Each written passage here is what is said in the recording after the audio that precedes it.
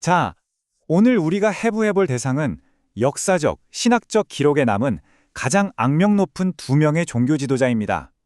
타락한 종교 권력이 어떻게 최악의 비극을 만들어냈는지 그 치밀한 해부학을 살펴보려고 하는데요. 이건 단순히 캐캐 묵은 옛날 이야기가 아닙니다. 인간의 탐욕과 권력욕이 만들어낸 아주 생생한 이야기죠.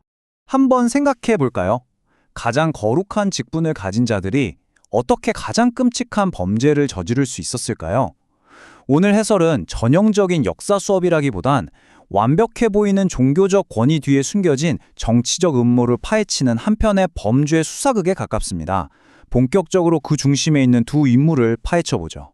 첫 번째 챕터, 두 권력자의 어두운 동맹입니다. 역사상 가장 어두운 재판을 기획하고 조종했던 일종의 그림자 정부를 볼까요? 이 두 사람의 관계에 사실상 마피아 조직의 수뇌부랑 똑같이 돌아갔습니다.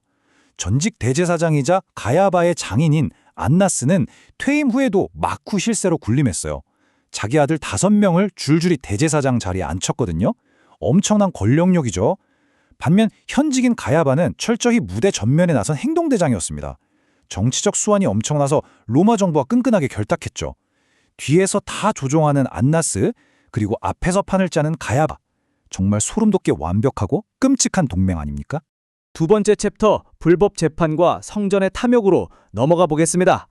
이제 그 거룩한 종교적 가면 뒤에 숨어있던 아주 충격적인 돈 이야기를 해볼까 합니다. 원래 범죄 수사의 기본은 돈의 흐름을 쫓는 거잖아요. 안나스는 단순한 종교 지도자가 아니었어요. 성전뜰에서 재물을 카는 권리를 완전히 독점해서 어마어마한 부를 긁어모으던 말 그대로 거대 사업가였습니다. 그러니까 예수님이 성전을 뒤엎고 청결하게 하셨던 사건은 단순히 신학적인 논쟁 수준이 아니었던 거죠.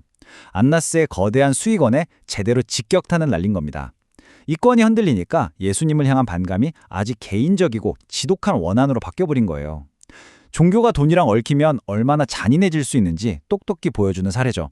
이들이 주도한 한밤중의 불법 재판이 어떻게 굴러갔는지 한번 볼까요?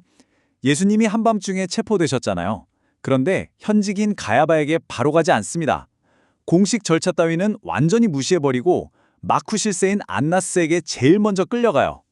거기서 신문을 받고 나서야 명분상 현직인 가야바에게로 넘겨지죠. 정식 재판 절차? 그런 건 아예 휴지 조각이 됐습니다. 세상의 권력이 하나님의 공의를 무참하게 짓밟아버린 정말 권력만이 폭주한 현장 그 자체였습니다. 세 번째 챕터, 가야바의 역설적인 예언입니다. 여기서 인간의 그 악독한 정치적 계산이 하나님의 섭리와 정면으로 충돌하는 엄청난 아이러니의 순간이 등장합니다. 요한복음 11장을 보면 사내들인 공회에서 가야바가 이렇게 말하죠. 한 사람이 백성을 위하여 죽어서 온 민족이 망하지 않게 되는 것이 유익하다. 철저하게 계산된 이 차가운 한 문장이 결국 십자가 처형의 쐐기를 받게 됩니다. 근데 이 발언 파고들면 파고들수록 기가 막힙니다. 두 가지 의미가 완전히 교차하고 있거든요. 첫 번째는 가야바의 정치적 속셈입니다. 밀란을 막고 로마의 심기를 건드리지 않기 위해 예수라는 눈엣 가시 하나를 희생양으로 던져주자는 지극히 인본주의적인 계산이었죠. 근데 신학적 섭리의 관점은 완전히 다릅니다. 하나님께서는 바로 그 악한 가야바의 입술을 통해서 그리스도의 대속적 죽음이라는 위대한 구원의 진리를 선포하게 하신 거예요. 가장 악독한 자의 잔인한 계산마저도 결국엔 주권적인 구원 계획의 도구로 사용해버리신 거죠. 정말 압도되지 않나요? 네 번째 챕터, 내면의 바리새덕 위선입니다. 자, 이제 역사 속 예루살렘에서 벗어나 우리 자신의 내면을 한번 들여다보죠. 청교도 신학자들은 이른바 형식주의에 빠진 위선을 엄청나게 경계했습니다. 겉으로는 아주 그럴듯하게 경건해 보이는데 실제 그 능력은 철저히 부인하는 상태 말이죠. 이들은 안나스와 가야바를 그냥 옛날 역사 속 악당으로만 보지 않았어요.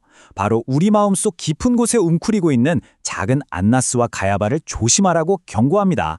솔직히 우리 안에도 어떻게든 내 이익을 꽉 쥐고 안 놓으려는 그런 고집스러운 위선이 숨어있지 않나요?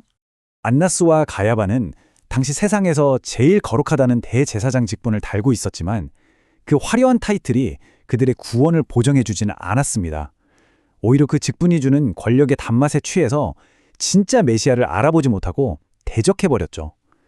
참된 신앙은 완전히 다릅니다. 우리 스스로 쥐고 있는 영적인 기득권을 과감하게 깨부수고 내면의 탐욕을 매일매일 깎아내는 과정이 필요해요. 겉으로 보이는 지위나 행위가 절대 신앙의 본질을 대신할 수 없다는 걸 뼈아프게 보여줍니다. 마지막 5번째 챕터, 영원한 대제사장 그리스도입니다. 이제 이 어두운 인간의 부패를 지나서 진정한 구원자에 대한 이야기로 결론을 지어볼까 합니다. 철저하게 타락하고 탐욕스러웠던 인간 대제사장들의 모습. 그게 바로 우리 인간의 현주소죠. 하지만 우리의 참되고 영원한 대제사장이신 예수 그리스도는 완전히 다르셨습니다. 자기 이익을 위해 남을 희생양으로 던져버린 가야바와 달리 예수님은 흠없는 자기 자신을 온전한 제물로 내어놓으셨어요. 단번에 영원한 속죄를 이루신 겁니다. 우리가 왜 썩어빠진 인간의 노력이 아니라 오직 그리스도의 의에만 전적으로 매달려야 하는지 그 이유가 바로 여기에 있습니다. 오늘 이 묵직하고도 도발적인 질문 하나를 남기며 마무리하겠습니다. 우리 마음의 성전은 세속적 탐욕으로부터 안전합니까? 안나스가 돈을 긁어 모으던 그 성전 뜰처럼 혹시 우리 마음 한구석에도 절대 뺏기기 싫은 세속적인 이권이 단단히 자리 잡고 있지는 않은지 돌아보게 됩니다. 화려한 직분과 그럴듯한 핑계 뒤에 숨겨진 우리의 진짜 모습, 과연 어떤 모습일까요?